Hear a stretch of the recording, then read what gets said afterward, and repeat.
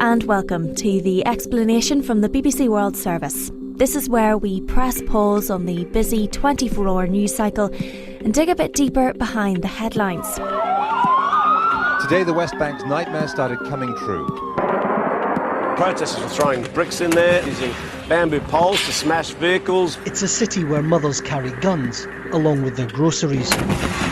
The spaces that people can run to for safety are shrinking every day here. I'm Claire Graham, and with the help of my colleagues around the world, I'll be trying to get a better understanding of the stories that matter to all of us. Today, South Africa after apartheid. Has the dream of an integrated rainbow nation become a reality? Prime Minister, what is the government trying to do with its policy of apartheid? Apartheid, or separation to use the English equivalent, between black and white, has been the traditional policy of both the English and Afrikaans-speaking people in South Africa for centuries. Its object is to regulate life between black and white, to eliminate friction between the two groups, and to ensure the safety of the white minority. I'm joined today by the former head of the BBC South Africa Bureau, Milton Nkosi. Milton Nkosi grew up in the township of Soweto and experienced firsthand the realities of the apartheid regime. Milton, can we start by explaining exactly when apartheid became law in South Africa?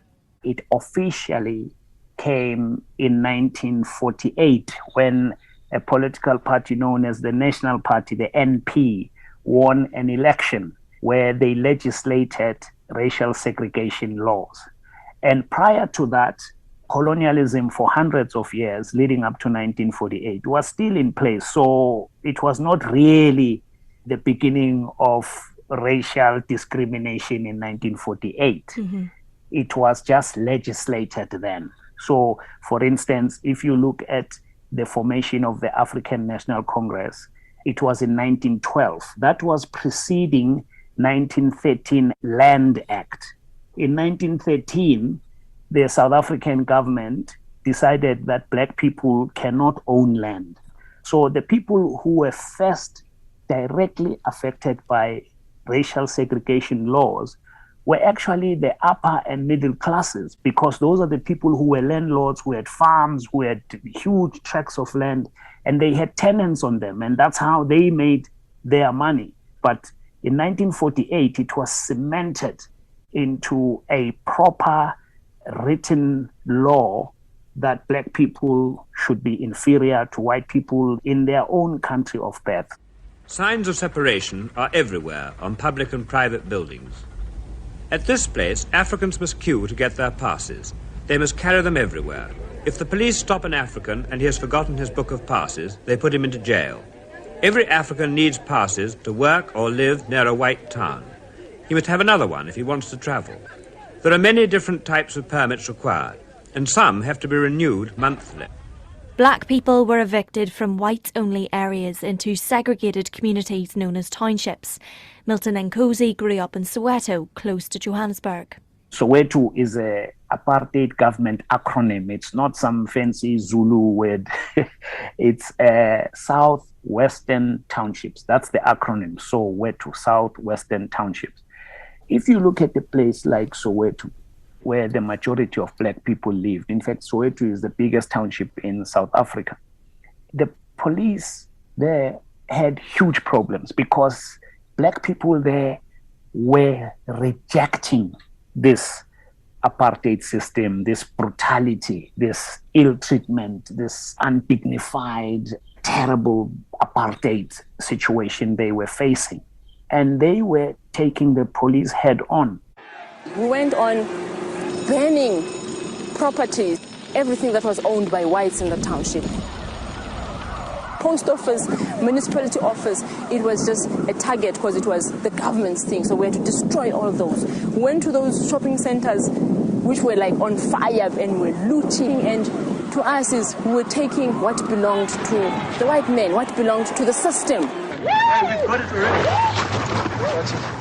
Soweto came to the world's attention in 1976 after what became known as the Soweto Uprising, when high school students protested against the compulsory use of the Afrikaans language by their teachers.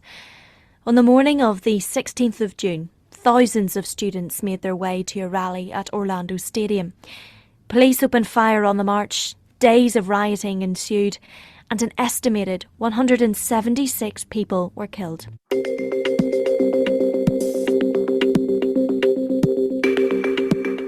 Economic and cultural boycotts of South Africa were strengthened in the wake of the Soweto killings as international pressure for reform continued to grow. But the figurehead of the anti-apartheid movement remained behind bars. Nelson Mandela had been sentenced to life imprisonment in 1962 for conspiracy to overthrow the state. The beginning of the dismantling of apartheid is that Nelson Mandela, in prison, was beginning to negotiate with the apartheid government, because what he decided was that this whole confrontation between black people and the white minority is going to end in a massive bloodbath. And in order to avert it, he, because he has the majority on his side, and he had the foresight and the leadership credentials to initiate negotiation as a prisoner. His argument was that no prisoner can enter into negotiation, so they needed to release him in order to negotiate. And one of the apartheid government ministers, a minister of justice called Minister Kobi Coetzee, he started visiting Mandela in prison to talk to him and then messaging back to the apartheid president, P.W. Botha. And that's how gently and steadily and painstakingly the process of racial discrimination began to be dismantled.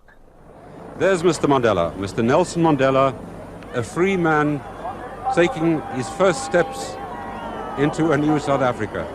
Some of us who grew up in Soweto, the nucleus of the anti-apartheid struggle, had some form of fear that maybe the apartheid regime had already killed Nelson Mandela. We could not even understand, because of the level of brutality, how they could keep some of the leaders alongside Nelson Mandela on Robben Island alive. So when we heard that he was going to be released, it was just as big a shock as it was an excitement and relief. That is the man who the world has been waiting to see. His first public appearance in nearly 3 decades. 72 years old, walking strongly, step by step, further into freedom. The euphoria that followed the release of Nelson Mandela would soon be tempered by the realities of protracted negotiations with the national government of F.W. de Klerk to bring apartheid to an end. Why can't you, as the majority, simply say, your time, the creators of apartheid, is over, and we're coming in? If we had achieved a military victory in the battlefield, that was possible. But once you negotiate, you need different standards altogether. The concept of a government of national unity is based on the fact that to take over, to assume political power, is going to be a protracted process. In 1994, South Africa held its first ever multiracial general election. It was 7 o'clock in the morning on the day when power began to pass from the minority to the majority.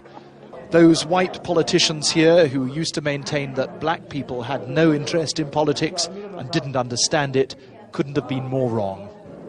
People who had never before been consulted about their future were finally making their views known. Nelson Mandela led the African National Congress to victory. But could he deliver on the huge weight of expectation he faced as South Africa's first president? When they were campaigning for the elections towards the 1994 first democratic elections, they had a slogan, "One President, One Mandela." And alongside it, they were mentioning electrification of houses, free water, education, more schools, better schools, and so on. People thought that when apartheid ends, black people would move into the same physical houses that the white minority people were occupying.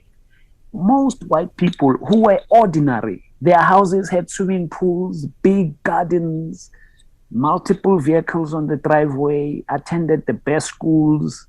You know, life was like paradise. Mm-hmm. And the black majority thought that when apartheid ends, we're all going to live like this. So you can imagine the shock when you are still in the township and you are still in a corrugated iron shack in what in South Africa we call squatter camps. You think, okay, when freedom comes, I'm going to get out of this hell.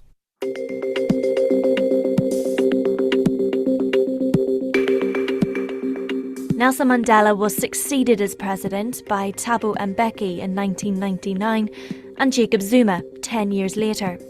The presidency of Jacob Zuma was dogged by allegations of corruption and on failing to deliver on promises of reform.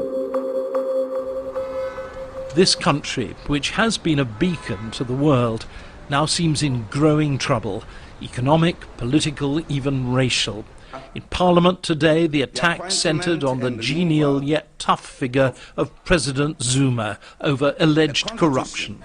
Mr. President, you and your family are getting richer while South Africans are getting poorer and losing work. He's accused of allowing the Guptas, Indian brothers who only came to South Africa a year before apartheid ended, to dictate cabinet appointments for their financial gain. Some Zuma family members work for the Guptas. All people seem to hear about is government corruption and fears of racial trouble. South Africa is in post-Mandela territory now. Corruption has always been viewed as a very racist concept when you refer it alongside black people, because part of the apartheid justification was that black people can't run their own affairs, they are so illiterate, they don't get it, they're going to run this whole thing to the ground because they are inherently inferior intellectually and otherwise, okay? And sadly, the corruption is a massive problem now in South Africa. It's not because the people are black. It's because you have corrupt people in as much as you would have corrupt people in Russia who are white, mm-hmm. and you would have them in the United Kingdom, mm-hmm. and so on and so forth. Events to mark the centenary of the ANC in 2012 were a cause for reflection as much as celebration. Early morning and a service of remembrance in the very spot where the ANC was born 100 years ago today, born to lead the fight against racial discrimination. The celebrations opened with a centenary flame, carried in by some of the biggest names in the ANC. The ANC occupies a unique place in history and can still count on the votes of the vast majority of South Africans. For how long? It's a question they ask in the poorer parts of South Africa, where expectations of better living standards are still to be met. The people are paying taxes, and these are the tax monies that are being misused, you know. So we are expecting a lot of change. There's been a lot of work that has been done, right from Desmond Tutu's Rainbow Nation to Nelson Mandela, One Country, One Nation. But the World Bank issued a report saying that South Africa is the most unequal society in the world because there is so much poverty in South Africa.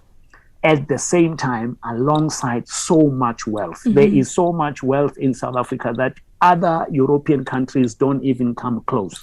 So if you go to Cape Town and some suburbs in Johannesburg, I mean, you'd probably be living much better than someone in Beverly Hills. All of this is happening in tandem with some of the most unimaginable levels of poverty. If you want to know how the wind has changed in South Africa, then listen to this. Jacob Zuma and comrade. Booed by his own party, Jacob Zuma is increasingly isolated. Even supporters acknowledge his days as the country's president are numbered. The crowds have a different hero now, the new ANC leader Cyril Ramaphosa, businessman, skilled negotiator, who's promised to end the capture of the state by a corrupt elite. We are going to confront corruption and state capture in all its forms and ramifications.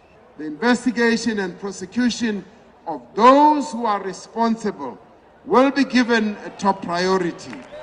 Not since the end of apartheid in 1994 have I seen such a hunger for change in South Africa. How would you sum up the changes that you've witnessed in South Africa during your lifetime? And how far do you think South Africa has to go still to recover from those years of apartheid? The remnants, the legacy of apartheid is still very much with us. The apartheid landscape is still drawn throughout the length and breadth of South Africa. So you don't have the euphoria of freedom where black people and white people just suddenly live alongside each other.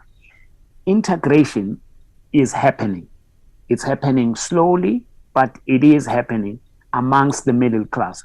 So the class discrimination is becoming something of a problem now, because there are black people who are doing well, and there are millions of other black people who are still battling the legacy of apartheid.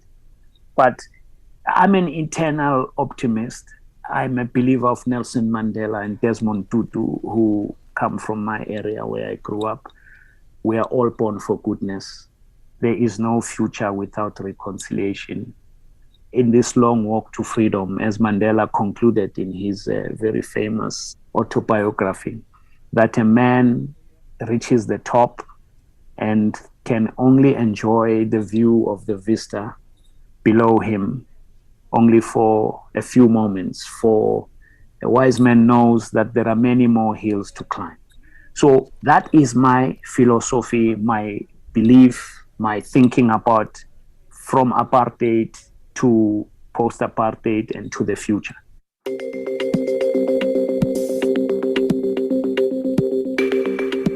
You've been listening to The Explanation on the BBC World Service with me, Claire Graham. My guest today was Milton Nkosi, and if you'd like to hear more episodes of The Explanation, subscribe now on BBC Sounds.